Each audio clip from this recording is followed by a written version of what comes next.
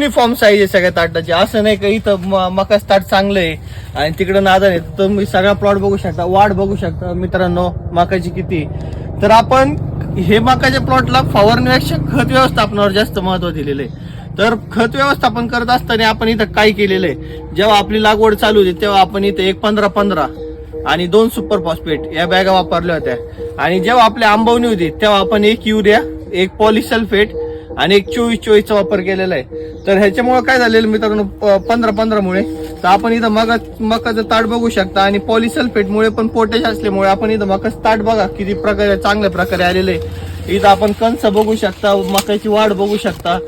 24-24 मुळे आपली वाढ झालेली आहे. आणि दुसरी गोष्ट मित्रांनो, आपण बरेच असं करत असतो, मकाला आळी पडल्यानंतर आपण फवारणी देत असतो.